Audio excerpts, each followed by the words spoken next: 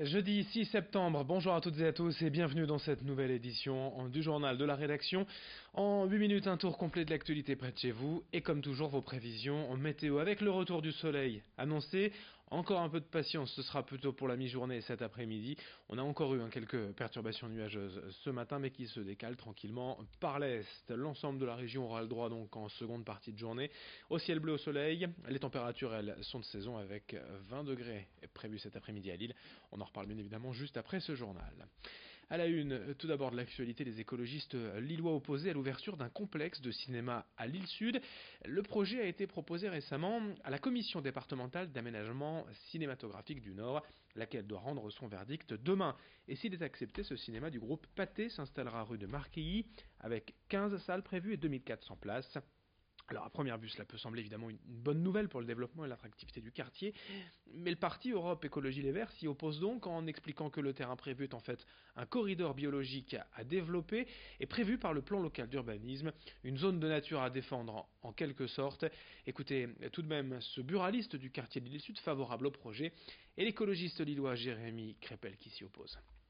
Je pense que c'est une bonne décision, ce serait bien pour le quartier. Ça va donner un peu d'animation parce que il est vrai qu'ici on arrive le samedi dimanche, quand je suis fermé, c'est une âme morte, il n'y a rien. Et je crois que c'est un bon truc. C'est un bon truc. Puis depuis les projets que Martine Aubry a mis, ça s'est bien amélioré, il y a beaucoup plus de monde. Donc beaucoup de gens seraient tentés de venir. Alors on nous parle effectivement d'un cinéma qui peut servir au quartier de l'Île Sud, mais quand on est face à un multiplex de 15 salles, c'est évidemment pas un cinéma de quartier. L'équipement de l'Île Sud a d'ailleurs des équipements culturels, une médiathèque, le Grand Sud. Et donc à chaque fois on utilise l'argument des habitants de l'Île Sud pour construire quelque chose qui est en fait en lien simplement avec la sortie d'autoroute. Donc nous on s'inscrit en faux, ce n'est pas les habitants de l'Île Sud qui vont en bénéficier, mais au contraire ils vont être victimes d'un afflux de voitures qui va venir de l'autoroute pour profiter du centre commercial, du multiplex et de Decathlon. Et les habitants de l'Île Sud vont surtout subir les nuisances et la pollution.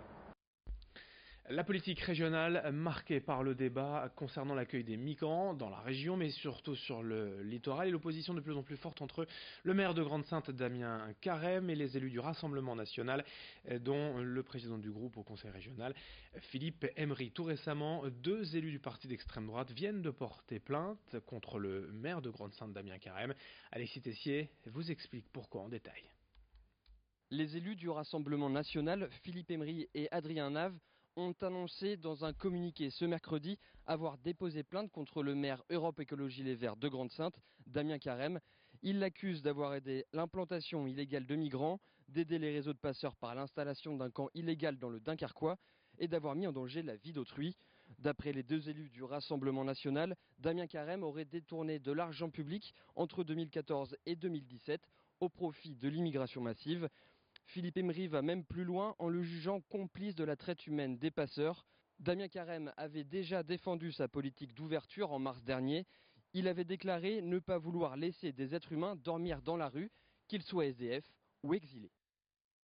En bref, quelques infos dans la métropole lilloise. Après 2 mois de pause estivale, la ligne de bus de nuit Transpol revient ce soir. Elle circule, comme d'habitude, entre Porte de Douai et Villeneuve d'Ascq, 4 cantons, en fin de semaine, dès que le métro s'arrête, à savoir les jeudis et vendredis, de minuit et demi à 5h et les samedis jusqu'à 6h du matin.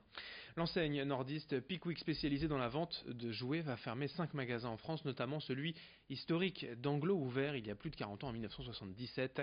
8 postes seront supprimés. Des propositions de reclassement en interne ou d'accompagnement et de formation vont être proposées. Enfin, notez que le pompier tué mardi en région parisienne était originaire de Lille. Geoffroy Henry, 27 ans, a été poignardé lors d'une intervention par un homme semble-t-il atteint de démence à Villeneuve-Saint-Georges dans le Val-de-Marne. Au chapitre santé, si vous connaissez déjà Octobre Rose pour la lutte contre le cancer du sein, voici également Septembre en Or contre les cancers pédiatriques. La démarche cherche à sensibiliser aux différences entre les cancers de l'enfant et ceux de l'adulte. Les maladies sont évidemment bien spécifiques, notamment dans leur prise en charge et leur traitement. Pour sensibiliser à la cause, le centre Oscar Lombré à Lille organise plusieurs jours de défis sportifs, notamment, vous le voyez sur ces images.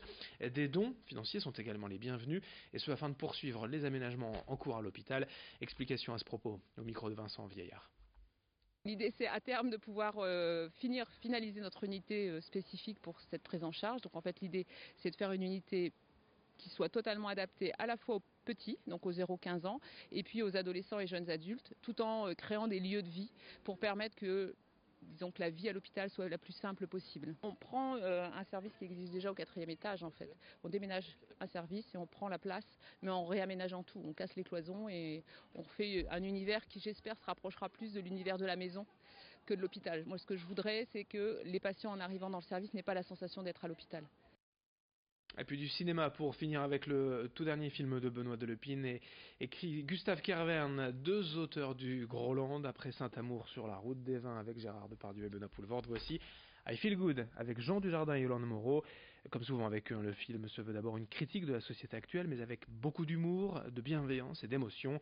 Dans le film, Yolande Moreau joue la responsable d'un centre Emmaüs qui voit un jour débarquer son frère, joué par Jean Dujardin, qui lui ne cherche qu'à devenir riche. Une opposition de 2 mondes qui fait le charme du film.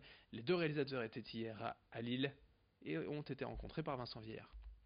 On voulait faire un film optimiste, donc effectivement c'est ce personnage qui est omnubilé par le fait de réussir, de rendre les gens beaux, de gagner de l'argent, va essayer de faire son beurre chez Emmaüs. Donc c'est toujours dans les comédies très réussies, c'est l'antagonisme entre deux personnages. Donc Yolande Moreau qui joue la chef de cet Emmaüs, et l'un qui arrive avec des idées hyper individualistes dans une société qui se veut collectiviste. Donc voilà, c'est l'antagonisme entre ces 2 personnages. Et puis à la fin, c'est Emmaüs qui gagne, c'est l'abbé Pierre qui gagne. On voulait, voilà, l'abbé Pierre, super abbé, a gagné.